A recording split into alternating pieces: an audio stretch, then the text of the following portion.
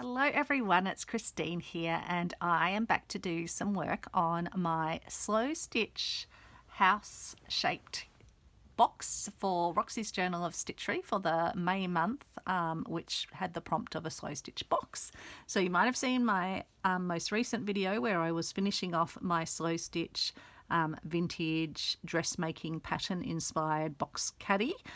So that one's done, but this is my house shaped box, which, if you haven't caught the other videos, is a three-dimensional house-shaped box with two walls along the sides, a front and a back wall with a triangle shape on the top, and then a roof that will either hinge over like this or be attached like that and just open up from one edge, or possibly be attached in the middle and then open up from either side. I haven't yet worked out exactly how I'm going to do that.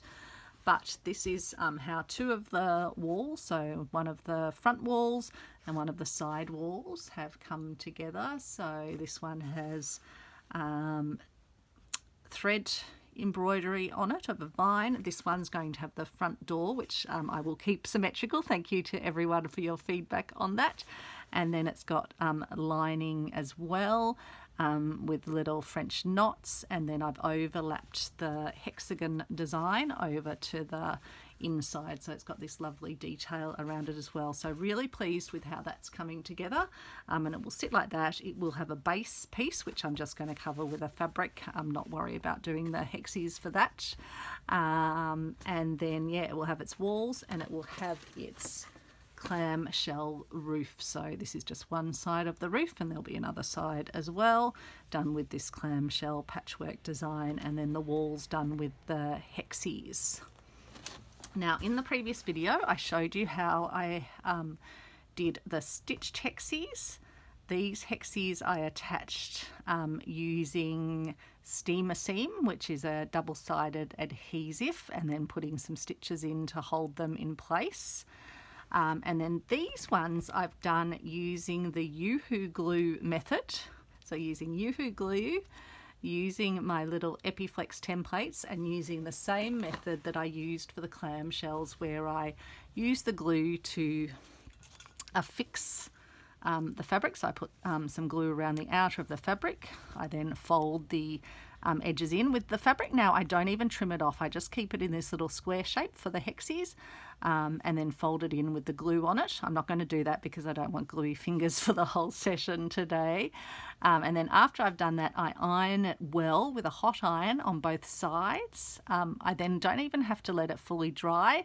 I just flick the sides up, usually two sides, and then slip the Hexie Epiflex template out, and then fold where the folds are still in the fabric back into the middle. If I need, I just put another little dob of glue, and then once I've got the shape in its fully sort of hexie shape, I affix it down onto a backing piece of fabric like this piece that I've got here, and stick it down with some more Yoo-hoo glue.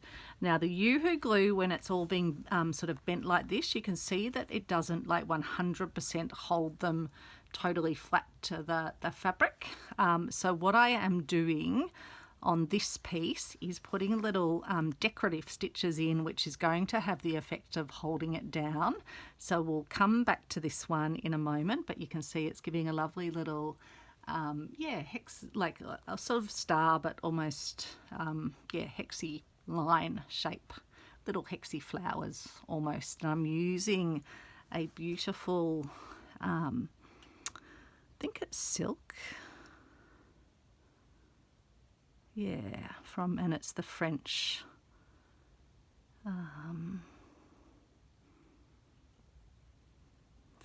brand. Can't remember the exact brand that it is, but yeah, a famous French brand, and it's a beautiful burgundy colour. So that's what I'm using here. And you can see where I've drawn some circles on with my friction marker, which erases with heat.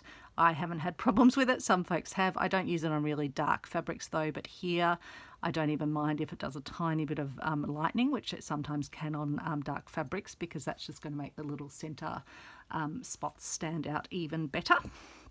So I'll come back to that. And then on this piece also attached the hexies with the Yoo-hoo glue. And then I've done some ribbon embroidery, which I'm going to do some more of, and also do some little French knot roses. I'm using the same embroidery technique I used in the thread here, but doing it with ribbon. And I've already drawn where we'll start to stitch, but I also want to show you how I am then stitching down these pieces. So as you can see here, they're staying really well in place. Up here you can see they're starting to lift a little bit because they are just attached with the Yoo-hoo glue. So I'll show you how I stitch them to make sure they will stay in place.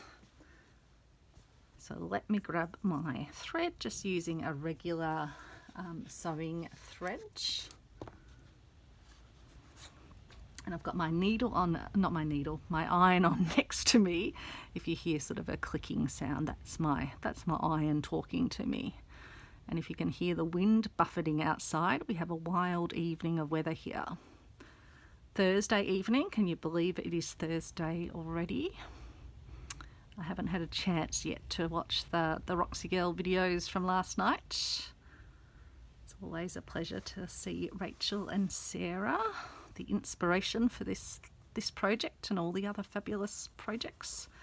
So I've already done some of the stitching, and you can see on the back that I've been darting around, but basically what I do is pop up at a little corner where I haven't done any stitches, like this corner here. So I'm popping through and I'm coming up just through the corner of one of the hexagons. I'm then going to pop down through another corner and then pop up through the third corner, so the third hexagon that's in that little intersection, and then back through the first one, or you can go back through the model, the middle. Why do I always lose my words when I'm doing videos? So here I've popped up, I've actually just popped up through the middle this time, so then I'm going to come down through one corner, come up through another hexagon corner, and you're wanting to just catch a tiny bit of fabric. If you're working on light fabrics with a light coloured thread, you won't even see it. You could pick whatever thread colour is going to be the most common across your pieces. I could have used a burgundy equally well here. So I just pulled my thread, but not pulled it out. We'll just pull it back through a bit. Let's get rid of that little loose bit there. I'm just going to catch each of my pieces. If you happen to miss one on one of your goes, you can always just come up again. So I think I did miss one of my pieces, so I'm just going to pop through, make sure it's caught. Now down to that corner. So you're just jumping around it. This is definitely quicker than doing the stitching all over. As I think I've said, like, I wouldn't use the Yoo-hoo or the steamer seam if I was making a quilt. I would do the traditional stitching for it. But if I'm making something like this that's going to sit flat, the steamer seam definitely worked well, and I think this is going to work well as well, particularly with the stitching over the top.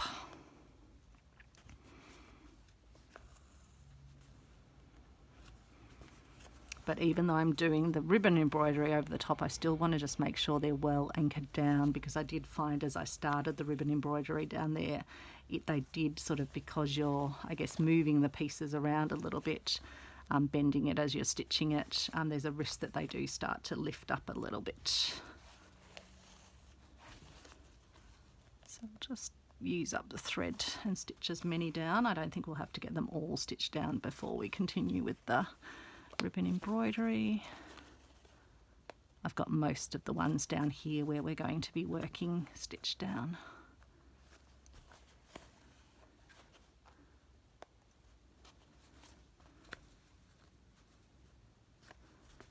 So here I've just gone through each corner and then back through the middle. There's really no method, you're just wanting to make sure all three corners get caught with a stitch.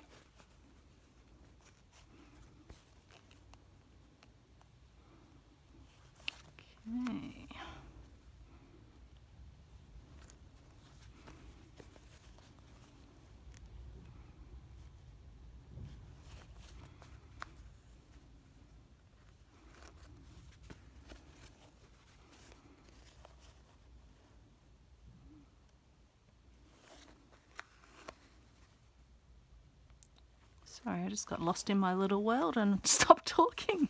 I think I forgot that I had the video on. I had actually started recording before, but I was just yabbering away with no purpose at all. And I thought, no, Christine, just stop yabbering. But I think I went to the wrong extreme and just stopped altogether. So it has been a busy week here. I've been in at work one day. We had a reconciliation morning tea, afternoon tea actually, but I was in work the whole day. An important week this week with reconciliation, recognising the traditional owners and Indigenous Australians. So good to be able to, we had quite a few different events at work, sharing knowledge and screenings of movies, hearing from traditional owners. So yeah, that was really, really good. And Alex has been into work today and he'll be back in at work tomorrow. So he's been in at work a lot more than he normally is. I'll be working from home tomorrow, which will be good. So I don't love the commuting.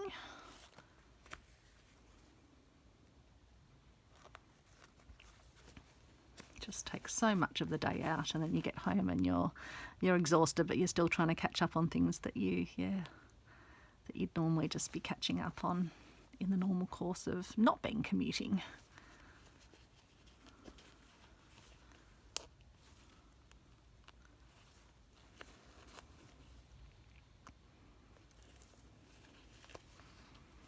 Sent out a little happy mail to a Stitchy friend who'd been through some similar things as to what Alex and I'd been through this year with sort of Alex's heart, or no, last year now. My goodness, when was it? I'm losing track of time.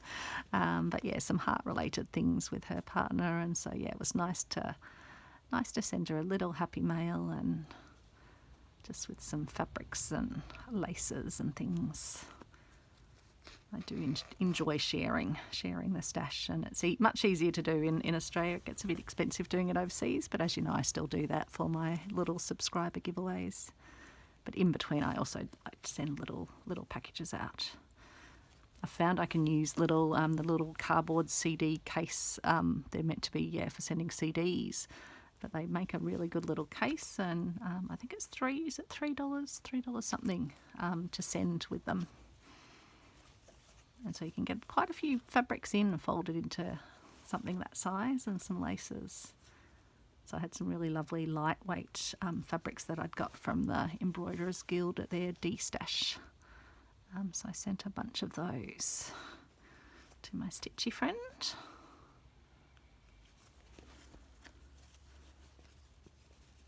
So it's always nice when you hear that a happy mail has got to its destination.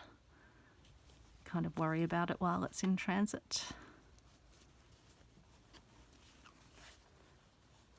So yeah, this is just anchoring the pieces down and just catching each of the corners. I think I'll just, even though I've got a bit of thread left, I might do one more down here.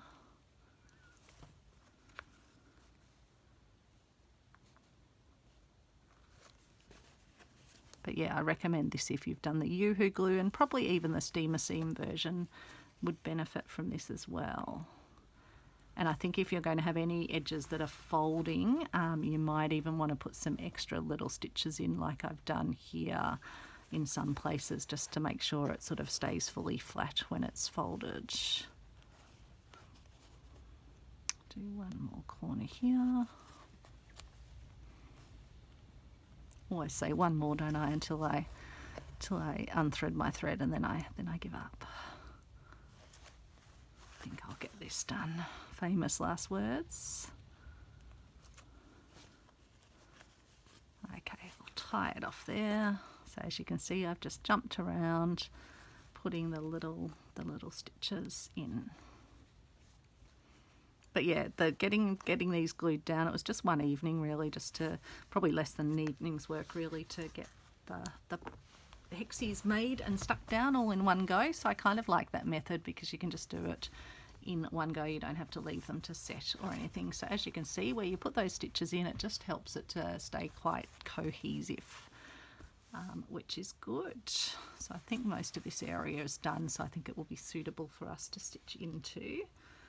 Then I need one of my chenille type needles. I might even dive in and grab a new one out if I can find them easily.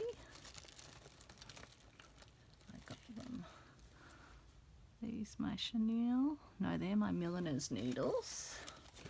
Got my housewife hanging up here in front of me, so I've got my pouch that has my assorted needles, etc. in it.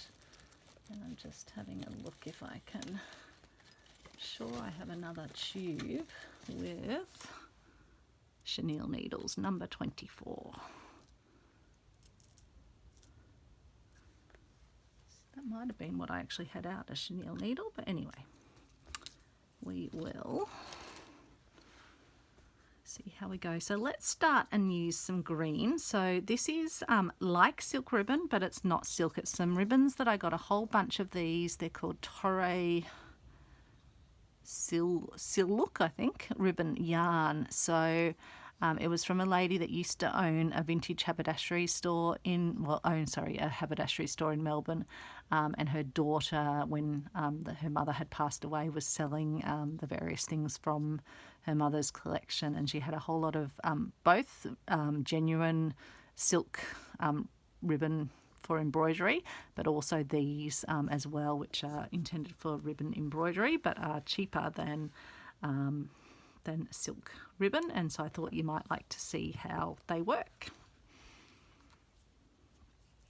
So chenille needle's good because it's got a big eye that won't crush your ribbon. I tend to just do a knot on the end because I know there's the method where you sort of create a knot by passing your needle through your ribbon. I just prefer to do a knot, and for this it's not going to be a problem. And I might even do a second knot. Leave a little tail on. And then I've drawn, if you can see it very faintly in the blue, using my blue friction marker, which will erase with heat. I've drawn just a line, but we're going to be covering the line anyway, so I am not too fussed at all. So let's see how we go. So we're going to be doing the same stitching that I did here in yarn, but we're going to be working it in ribbon. And so with ribbon, they say sort of do a length that's about from your elbow down to your fingertips. Don't know if that's where about right, probably a tiny bit longer with the tail. So I'm going to create a Y with the stabby stitch. And again, down the bottom, I'm going through a couple of layers of fabric, and then I'm going to pop up on the line, middle of the line that I've drawn, down from where I put my Y stitches, and then I'm going to pull it. And so that's going to give me my first leaves, and then I'm going to jump down my line, and then we're going to put our next set of leaves in by doing another Y. So over there. And with ribbon, yeah, you don't want to pull it too hard because I'm going through a few layers here, because I have actually got some extra layers of sort of backing up the fabric where I stuck it down.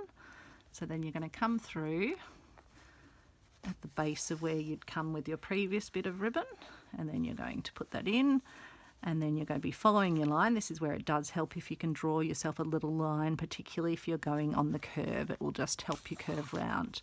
I didn't draw myself a line here, and you can see it's probably got a little bit more of a sharper bend. Doesn't worry me, but it is, but I wasn't actually, was I?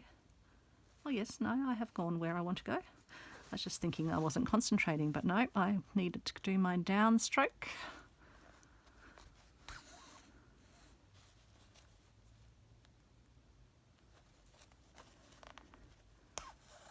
But the nice thing about doing this sort of like making a vine embroidery is that you don't want it to look like super regular, because a vine will have different sized leaves on it, even where the ribbon sort of twists around. It all helps to add to the effect.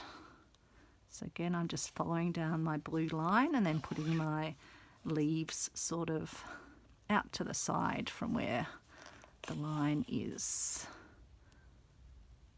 And you can do it all in a one continuous stitch, but for this, because I don't want to put too much pressure on my hexies, that's why I'm just using the stab method. So now we're going to come around the corner around here. So I'll take my viney bit down here, then I'll put my next one in like that, over and out to there.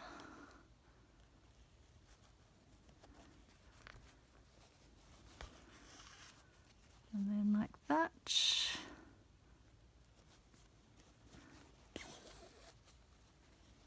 And so you can see it's gone quite sort of twisty there, but I don't mind it. It's given a more spiky sort of leaf.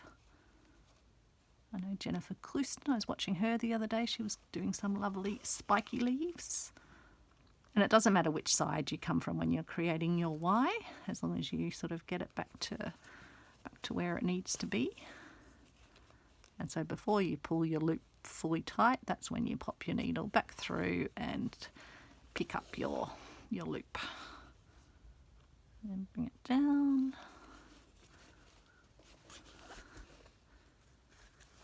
If you want it to sort of become untwisted, if it gets a bit twisted like it is there, you can just check how it is and flatten it out. But I think it all adds visual interest, so I don't get too fussed about what the ribbon wants to do. I let the ribbon do,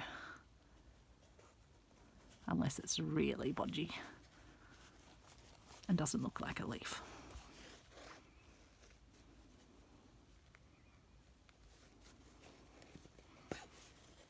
So I just thought you'd be interested to see the different effects you can get, using the same stitch but using different supplies. And also, just that you don't have to buy the expensive silk ribbon, particularly if you're wanting to do some big scale pieces or you're just learning. This ribbon, feels to me when I'm stitching with it like a silk ribbon. Probably just got a little bit more substance to it, but it's, fine to pull through the fabric. That's the main thing.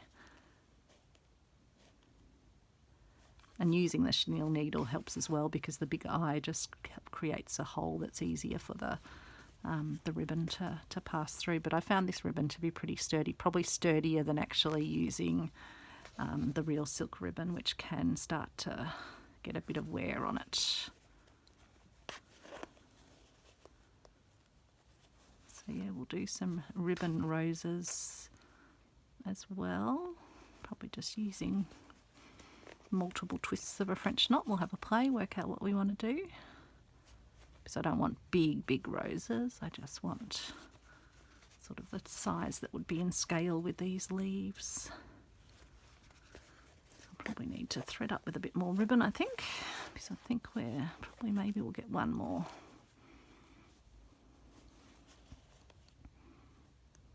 One more set of leaves in.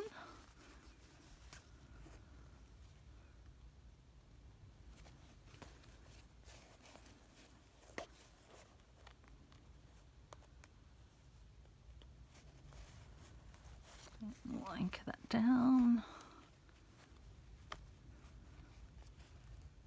Pop that down to there, and then we'll leave our ribbon on the back, and you can always just attach that down with your next stitch of ribbon.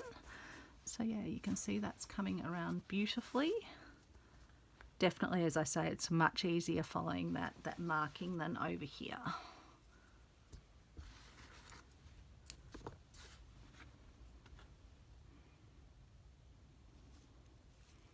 So just so you can see on the back, you just get that little pattern as well. But that will all be enclosed in my piece anyway.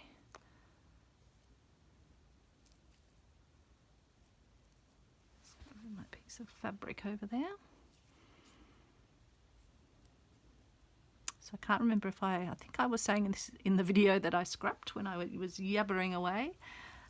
this weekend we are going to go to Phillip Island, because we didn't end up getting to go there last weekend because the winery that we wanted to go to, the dog-friendly winery that does pizza, they were fully booked out. Maybe they were they do sometimes have weddings and things there, so it's possible that that's what was happening, and that's why they weren't open for any bookings, but we decided to just go more locally.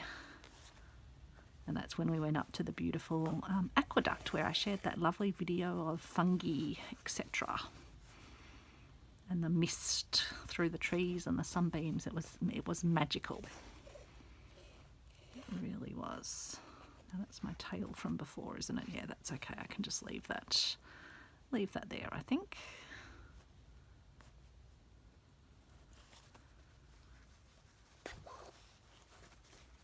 So that will be nice to go down to Phillip Island, take Travis down, and there's a dog beach down there. So I'm just going to spin my ribbon around, let it untangle a bit. Still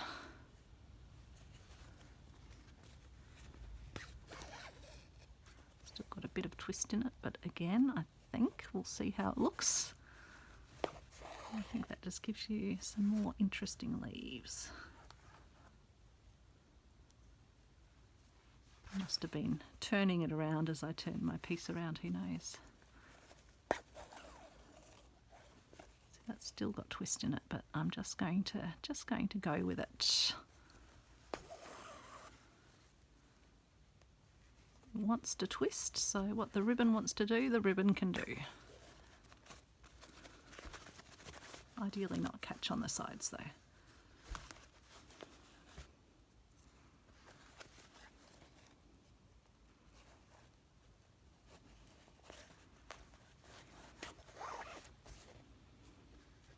And then I need to just come around here, so I'll just do another stitch down here, do another leaf,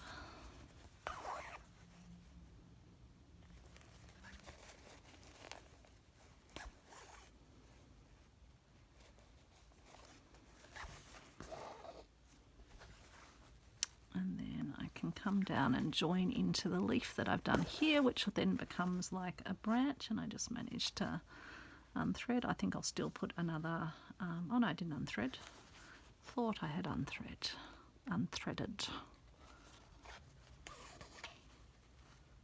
So I'll put one up like that and that. And then I'll just put another stitch up through my ribbon to just create the Y shape, because it's the Y that holds your leaves in place. And then I'll just go through to the back there. So that looks good, I think. And then we can plan out another one. Might do it in the blue because it is a bit easier to see. Do I want to take one up there, or do I want to bring one up? I might bring one up.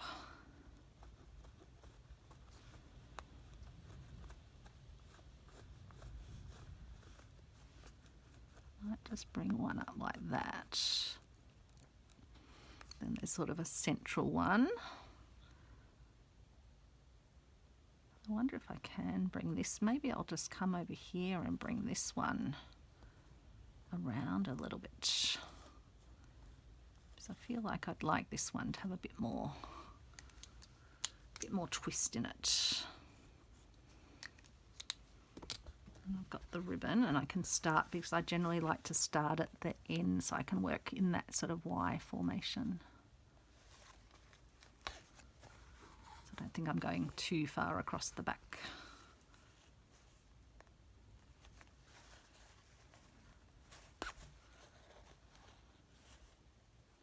So you can see there I haven't done the corners over in this bit, so that's where it's just poking up a little bit more as I move my ribbon around. So I will come back and put some stitches in afterwards. Now let me just let my ribbon untwist, and then we'll continue down our little pattern down here.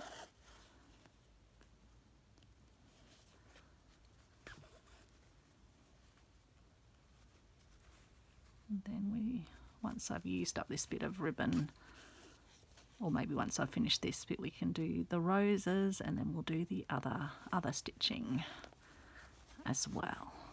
And then I've shown you a variety of things that way.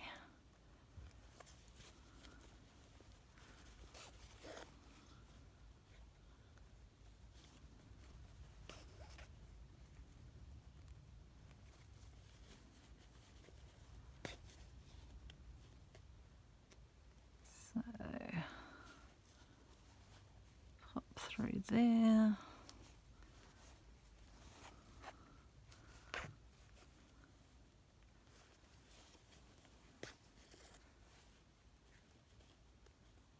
Be right down near sort of the base here, but I think that will still be okay. The base of the house.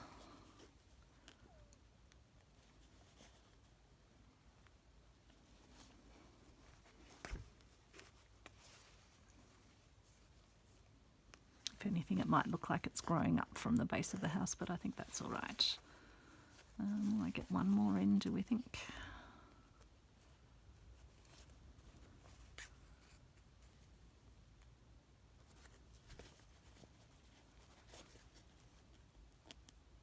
And then we will just, yeah, finish off this little twirl so you get to see how it sort of can integrate back around and in. Just trying to see where sometimes the heat of your hand starts to remove the friction marker as well. So I'll just, yeah, leave the ribbon at the back, because I can always stitch or tie that off just with some regular thread as well if I want. But usually the ribbon stays okay in the piece, and given this will be adhered down to the base piece anyway.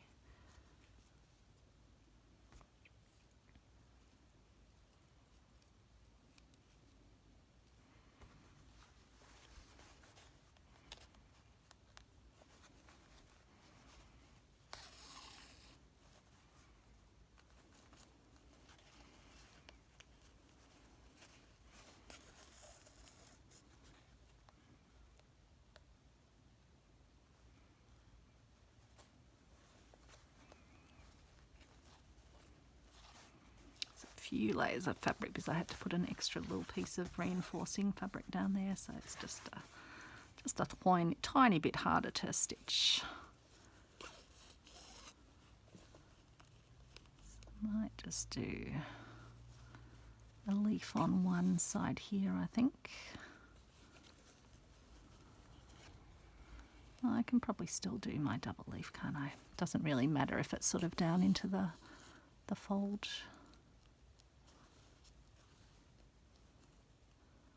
Try not to pull your, and try not to stab your knuckles or pull your ribbon too tight is what I was going to say before I stabbed my knuckle. It won't end well.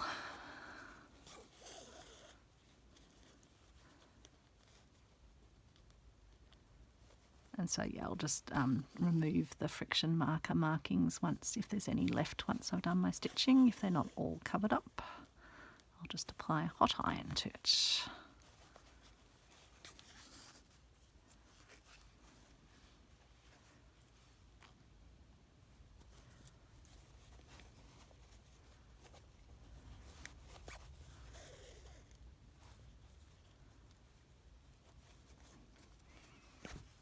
Yeah, I feel like these ones where I'm following the line are much more delicate than where I was just trying to navigate the line.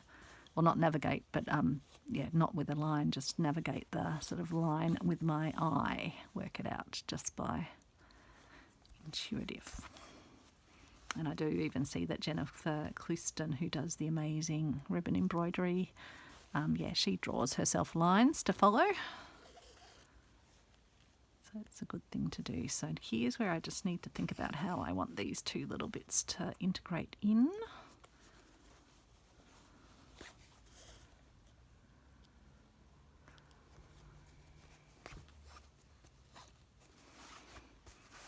So yeah, I think I'll just be able to bring that up. I might even just slightly skewer this one off to the right and make that one a little leaf. So I've just pushed that ribbon off so it almost looks like a little leaf in there.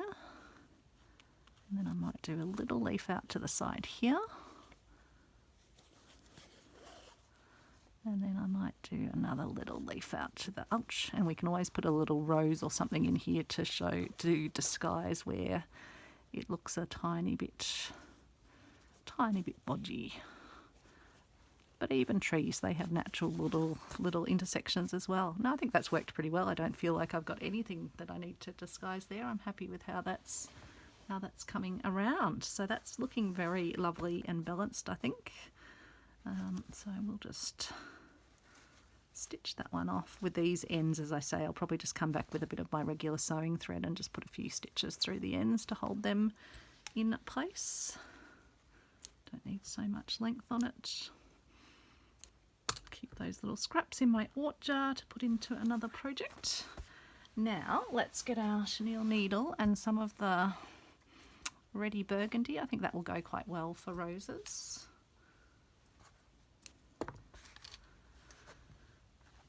And so, just like I did on this one with the thread, I'll do multiple loops to make my little roses. So again, I'll just start with a knot. Not that it's the other way, yeah, where they do it is they usually just, I think the way they make the silk knots is put it sort of through itself and use that to make a little hold knot. So where do I want to start? Maybe I'll start here and put one in down here. Let's see if that will stay in place at the back. So I might do 3 wraps, and then main thing with ribbon embroidery is to make sure you don't come back through your ribbon knot or anything, because that might pull your stitchery through. And so again, I'm quite happy if they are a little bit bobbly like that, have a bit of texture in them. And I might even do some extra little petals around as well, just by coming back through, and maybe just even just putting some little petals overlapping around. Just improvising here, just having a bit of a play. So I'm just taking the needle back down through the ribbon and getting a little petal-like effect just around that little rosebud sort of core. So I'm just going to use my needle just to sort of guide it around a bit and then go down and through, and we'll have a look at how this looks. Yeah, I think that looks like a nice little rose. Hopefully you can see that.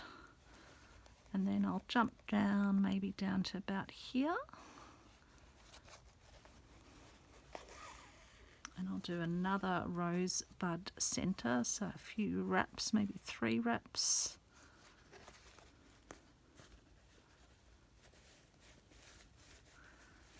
Oh, I think I've found a hard spot to go through, but it's going to go through. And then, yeah, that's my little rosebud centre. That's gone quite tight, but that's okay.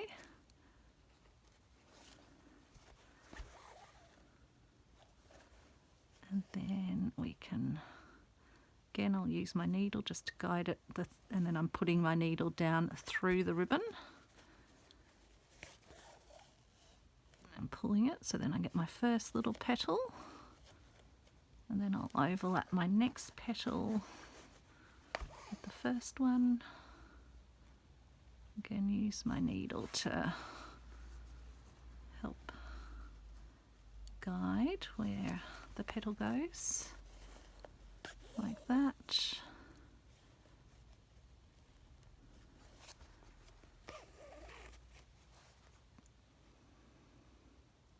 So I can't even remember what this particular type of rose is. It's a bit of a made-up rose in my head, but we did do a lot of ribbon embroidery as part of the Dictionary of Stitches. In fact, I've just been watching, before I came on, watching the lovely Annie Claxton from Arty Farty Annie, who's doing her amazing vintage stitchery as she follows along with the Dictionary of Stitches videos that I shared last year. And yeah, just she's doing such a wonderful job and adding in lots of other stitches herself. So if you haven't checked out Annie, yeah, definitely check it out. It's really inspiring I just love seeing how people take ideas and yeah, do things themselves. It's super inspiring to me. And it's really cool actually, because I sent Annie a package of fabrics and goodies, and she's using them in the project. And every time, even though I know she's got them, I turn on a video and I see a piece of fabric or multiple pieces of fabric and go, oh, they're the ones I sent her. They're the ones I have in my craft room. And the funny thing is, I tend to remember where I've got fabrics from because I'm a very visual person, sort of I have a visual memory. And so I think, oh, that's that box that I got from the lady, 92-year-old, who's was giving up sewing, and she was clearing out her last box of patchworking goodies. And so Annie's got a few of those fabrics. So it's really nice. It is so exciting, just that someone that I feel, to be a dear stitchy friend, half a world away, is able to use goodies that I sent to her, and other lovely folks have sent to her too, like Kathy in Australia sent her some lovely goodies she's using. She just recently got a package of goodies from a lady whose, I think, mother-in-law had passed away. So just beautiful that things go on and have a new life. I'm pretty sure I sent Annie some of my Nana's rick-rack, so hopefully maybe some of that might feature in Annie's video. That would be lovely. I think I can hear Alex and Travis heading off to bed, because Alex has got to go into work tomorrow, so he'll be having an early night tonight. I don't think he slept that well last night because it was super windy and actually quite warm. I think 10 degrees warmer than normal in the night, because the northerly wind was blowing through, so he'll be needing a good night's sleep tonight. Whereas I slept very soundly because I had been in at work, and so I was a bit exhausted from the commute. Now with that petal, I did pull it a bit tighter. So I still think that rose looks pretty good. So I will tie that off, and then I'll show you finally the stitching that I am doing on the other piece. Probably shouldn't have tied it off this way, but never mind.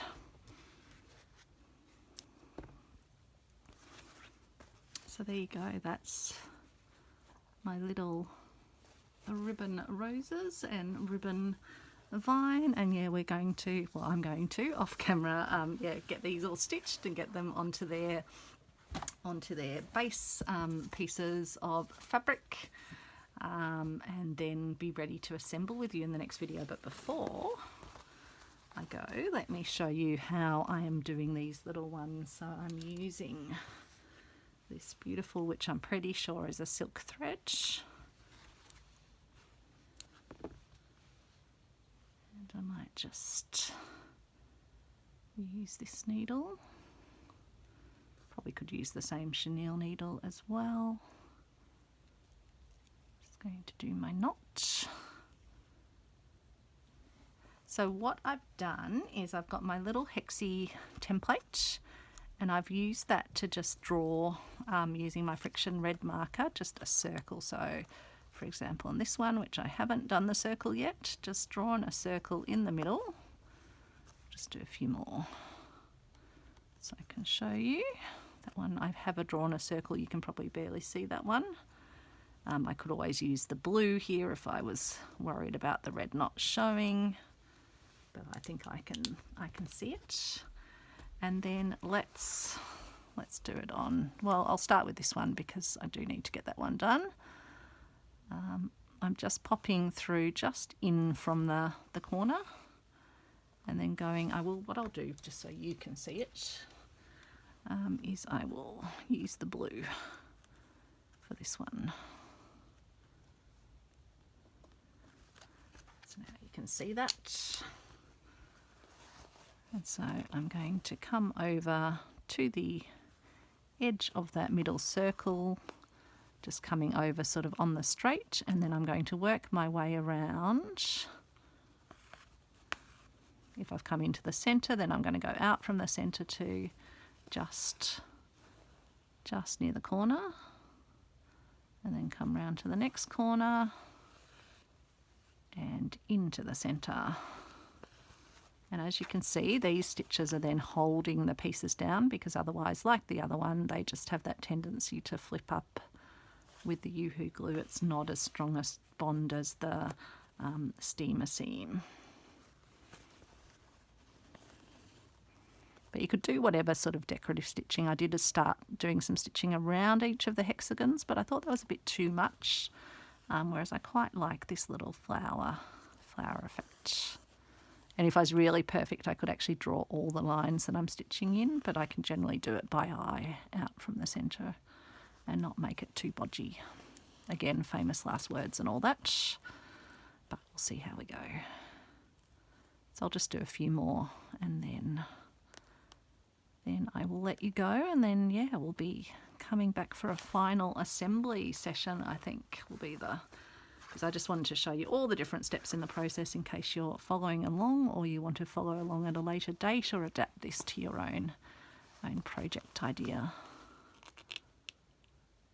Always very happy for you to take anything I show on here as an idea and adapt it to your own circumstances. I'm not at all precious. I'm doing this for the fun and the love of it, and because I just naturally have to create, and it's a lot more fun sharing the creations.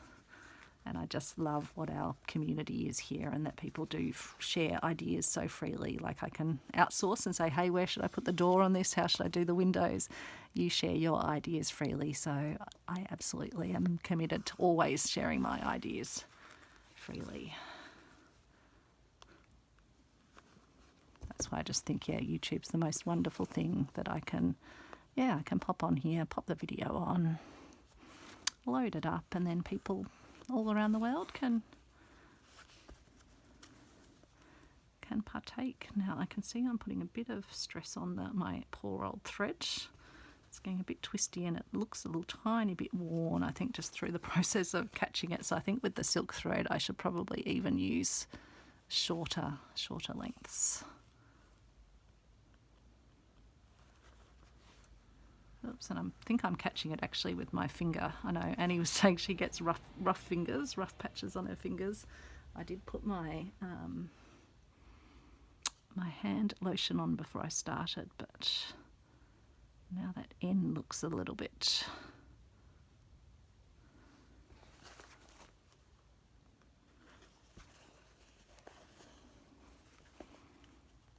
raggedy. And then I'll just jump over to the next closest corner, and we'll just do one more, and then I will call it quits. Well, not quits altogether, but call it quits for the video, not make you watch the same thing over and over again. Hopefully, yeah, just want to give you enough of a taster that you feel confident you can do it, particularly if you're going to play with the Yoo-hoo glue version of doing hexies for a flat application. Wouldn't do it for something you're going to wash or have a lot of wear or a lot of bending. If you're just going to put them on a little slow stitch square as a little triangle or something, you could definitely do that and then do some stitching over or stitching down.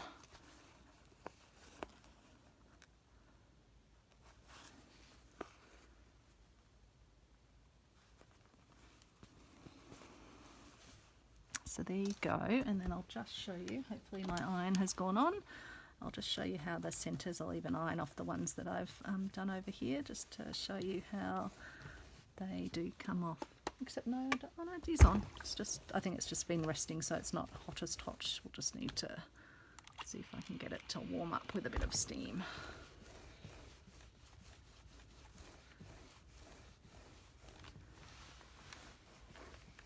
Give it a few moments. There we go. So erasing.